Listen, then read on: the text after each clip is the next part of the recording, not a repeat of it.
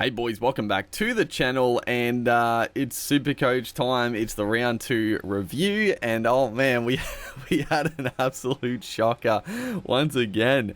Last week, it wasn't great, but I was, just the way everything went, I was somewhat okay with where I finished. What I get, like 960, I think, something like that. This week, oh man, my captaincy choice was slightly better, but not a whole lot better than last week. And then, pretty much most of my team just didn't perform very well. So we scored 873. We've dropped 25,000 odd ranks. Now we're sitting at 46,500. No, not panic stations at the moment, because again, it's first couple of weeks. The scores have been low in general. But don't get me wrong, like the people that have been scoring 1,000, 1,100 plus, like they're way out in front now. So yeah, it's a disappointing start to the year. It's easily the worst start. Obviously in general the scores are low, but just the ranking usually start out really well, but not this year. So we'll go through the team, and I didn't do like a preview for round 2 just because I didn't actually make any changes for my team. So maybe I should have, but at the same time, like I don't know. I wanted to give like everyone I was sort of tossing and turning about another crack. And there wasn't anyone sort of I was that keen to bring in at the moment. I wanted to see how everyone performs, so we'll go through. And there's definitely quite a few guys on the chopping block, that is for certain. So starting out, Reed Marnie 59. He is on the chopping block. I'm not impressed with Reed Marnie. He scored a try. I don't know. I mean, there's a couple. I mean, Harry Grant killed it in his first game back, so he's sort of the target. Api Coruscant has been on fire the first couple of weeks, so anyone with the guts to go with Coruscant, like, congratulations, like that was an absolute masterstroke. Damien Cook has been about similar to Marnie, so there's not that many options at dummy half, but yeah, Marnie for 600k has been a very, very big letdown, and yeah, he just doesn't look like he's going to score that well, honestly. He's not even making like that many tackles. Like for a dummy half, he's making like 30 tackles a game, so very strange. Chris Randall 37. We sort of already knew this. He was going to be a plotter. I don't expect big points from him. He's not a great cheapie, but hopefully he can just jag like a couple of attacking stats and make some money in the next few weeks and just try to get him on, honestly, because he's not going to do a whole lot for the team. I mean, you could play him at a pinch and get like a 40, but yeah, not great. The front row, oh boy. Jai Arrow again was pretty good, 55 points. Pretty happy with that, honestly. He didn't get too many like attacking runs, mainly defense, but he looks really strong, so I was happy with that, and I'm happy for the pickup in front row.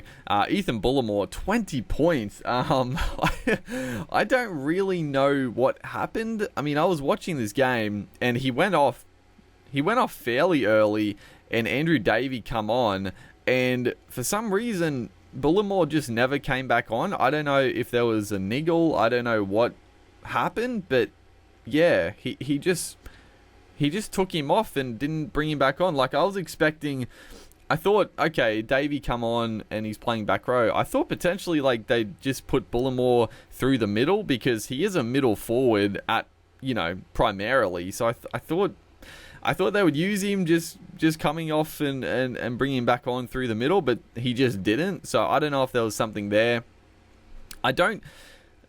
I'm probably just going to hold Bullimore for now, because I've got a few other trades that I'm probably going to make anyway. And Bullimore, I still think he can score pretty well. And for 280k, I'm not that like hard pressed to get rid of him. The biggest thing here is to Noah Brown. I'm probably gonna look to get a couple of downgrades and get him up to Payne Haas, but we'll go through that in another video. But yeah, very disappointing for Bullimore. Only played, didn't play big minutes, 20 points. That's not what you want to see. Josh King, man, oh man. 51 points. He's playing big minutes at lock for the Storm. Again, he's not gonna be getting like 60s, 70s, but 50 points a week. I mean, that's great. That's great.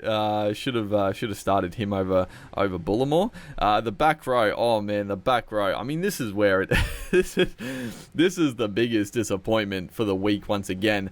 Dave Fafita. So I put the captaincy on him just because I wasn't really confident of anyone else. We'll look at the rest of the team, but I probably should have stuck with. Obviously, I should have stuck with Tedesco. He was the highest scorer on my team. But I didn't have confidence just because, I thought at the worst, like Fafita would score about 50, and I was like, the way the scores have been going, it's probably not too bad as captain, and it's not the worst, so I'm not overly disappointed. But yeah, Fafita, I don't know what to do with Fafita. Angus Crichton, also very disappointing. I mean, the money I've spent in the back row, that's what's really killing me here. 45 points for Crichton. Considering Tupanua and Butcher playing on the edge scored such big points, it's like, really? Why? Crichton is just getting no attacking ball. It's very disappointing. I think I'm going to keep Crichton just because surely the attack is going to come. So we'll see. Jason Tamalolo, 56. It was very frustrating because Tamalolo was looking back to his prime. He was looking extremely good, and I don't think the annoying thing is that because the Cowboys were up by so much when Tamalolo went off with it was 15, 20 minutes to go.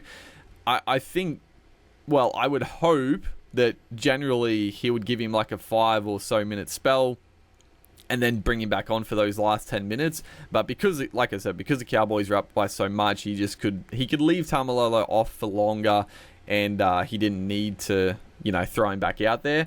So I'm pretty keen on Tamalolo now. I think I am going to keep him because he looked good, and hopefully Payton has learned his lesson. And surely, like I said, if he plays those big minutes to start, give him a quick rest, and then in games, you have to bring him on for those last 10 minutes. You need your best players out there for those dying stages. Unless, like what happened, they were miles in front, so it didn't matter. The reserves, Elias Katoa, 44. Not the worst, honestly.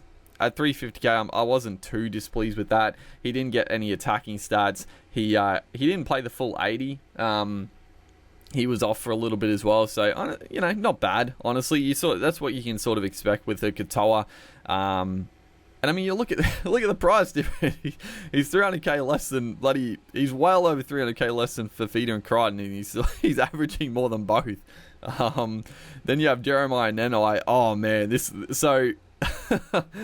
the funny thing is that Nenai, I thought, played well. Like, again, he looks... Oh, man, he is a superstar. He is a kid. He's still a kid. He scored a try, which is very... you look at that and you're like, wow, that is terrible. He scored a try and he got 35 points. But I don't know how many points he got in, minuses, but he had so many missed tackles. He had a couple of errors.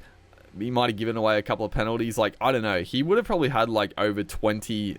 negative points but the thing about it is that you're looking and you're like, that's terrible, but just the way the game, if you watch the game, a lot of his missed tackles were him getting up out of the line and putting pressure on, doing a good job defensively. A couple of poor missed tackles, but most of them were just sort of getting up out of the line and then sort of just having to go the other way and sort of just, those little palm offs and not sticking the tackle. It wasn't poor defense, so to speak. He could still work, don't get me wrong, he could definitely work on that, hitting and sticking and not letting them get away, but it wasn't like he played badly. So I'm still very keen on Nenai. I think this is a bit of an anomaly. He's not going to get that many sort of negative points, and he's just an absolute gun. He's so good. Kelma Tuolangi, 32 points. Very disappointing again. I felt like, I don't know. I mean, the Tigers in general are just absolute dog shit. So, And I don't know. I didn't see Tuolangi at all in that second half. I don't know. He must have gone off at some point. I don't even remember seeing him. They didn't give him the footy at all. He still looked dangerous the odd time he touched it, but I don't know. The Tigers didn't use him. I don't even know how many minutes he played, but I'm still, 250k. I'm not like, whatever. I'm sure he'll have some good games, and surely they'll start using him better because he's a monster.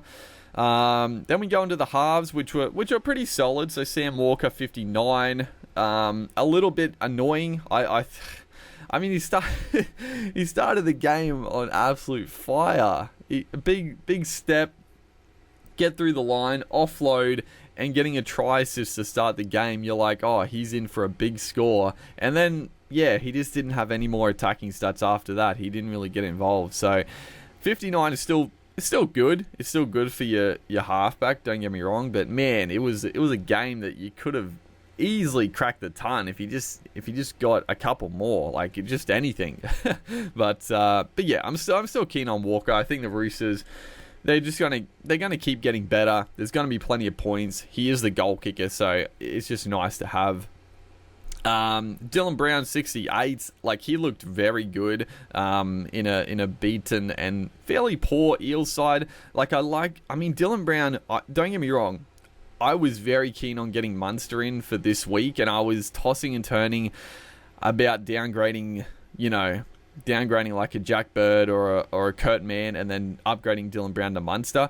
I'm very glad I didn't, and honestly I was sort of like, you know what, Dylan Brown, he's nowhere near as good as Munster, but he's very similar type player, honestly, and very similar Supercoach player. Like, he just has heaps of base. He makes a lot of runs. Like, he takes these like forward hit-ups all the time. He makes a lot of tackles. He's a very good defender. And then, throw in the odd little line break assist.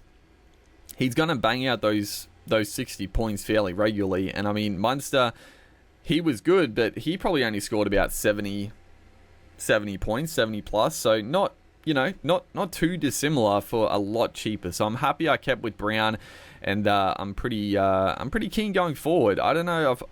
Honestly, I'm pretty keen to keep him for quite a while. Lockie Ilias 17. Oh man, he could be. We just need him to get a couple of attacking stats and just try to make some money to move him on, because he's not going to be someone you want to keep around for a long time, but if he can just find a bit of form and make some money, that would be nice. Then we move into the back line, which was also very disappointing once again. Jack Bird 39, Kurt Mann 30, Billy Smith 32, Isaac Tago, the saviour here, 56, and I didn't play Penasini. I was actually going to switch Penasini in, but I forgot before the game, and I don't know, I probably would have switched him with Billy Smith, just because, I mean, you have to play Tago, and obviously I would have played Jack Bird and Kurt Mann, but it's not that, it is a bit of annoyance, but I don't know. I mean, Billy Smith, he went onto the wing. He's just not really a part of their attack. They always just go left. They just always go left. So I don't know what I'm going to do with the back line. I think, Tago, Penasini are absolute locks. They're absolute lock-ins, and they're not leaving the team for sure. Billy Smith, Jack Bird, Kurt Mann, they are all on the chopping block. And I think, I don't know, like it's a tough one. It's a tough one. I'm unsure at the moment. And then the fullbacks are okay for me.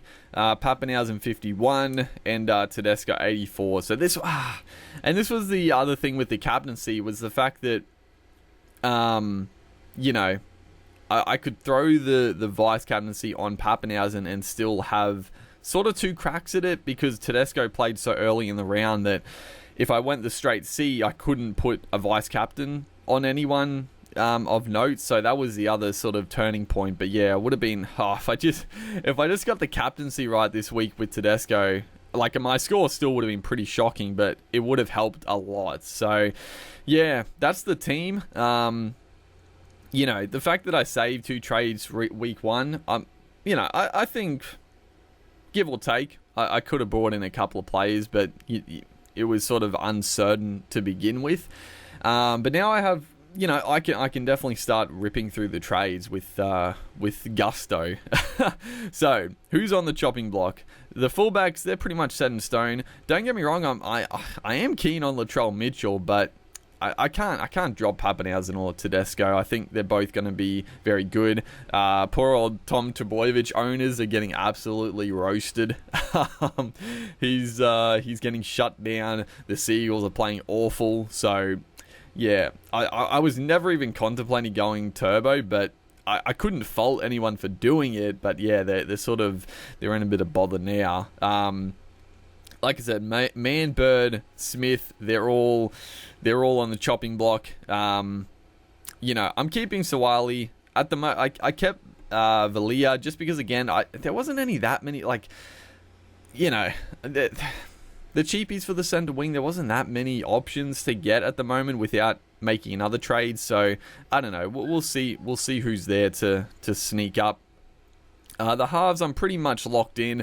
Snyder will come back in, which is good because he could score some decent points for us. He could be a sneaky play every week. The back row, honestly, my reserves like Katoa, Nenai, and Tuolangi are all... I'm pretty happy with all of them, even with the scores at the moment. And then Fafita is on the chopping block. Crichton is on the chopping block. Tamalolo, I'm pretty locked in. And then, my dog is being a little shit. And then Marnie's on the chopping block. Bullimore, I'm probably going to keep Bullimore. I'm going to trade Nrl Brown. So the thing I'm looking at the moment, and actually let's have a look. I haven't actually seen. How did Payne Haas actually score? Okay, so I mean Payne Haas only scored 67 this week. So I mean, I definitely want him in the team.